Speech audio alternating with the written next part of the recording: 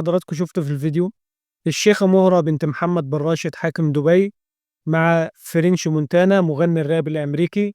ظهروا مع بعض في المغرب، وشفنا فرنش مونتانا وهو بيقبل الشيخة مهرة من راسها.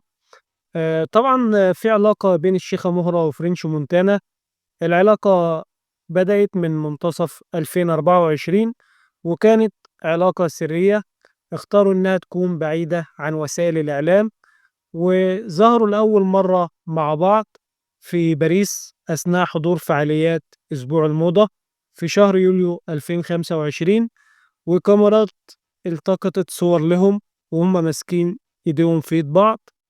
الشيخة مهرة هي بنت حاكم دبي، أعلنت انفصالها عن زوجها السابق الشيخ مانع بن محمد بن راشد آل مكتوم.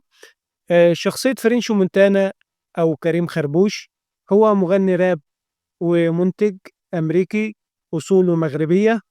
وطبعا الاتنين ظهروا مع بعض في مناسبات كتيرة قبل كده، وكانوا حابين إن الموضوع يكون في السر، والنهاردة بيظهروا في العلن. عموما ربنا يوفقهم، ويا ريت لو عجبكم الفيديوهات اللي بقدمها تدعموني بلايك واشتراك في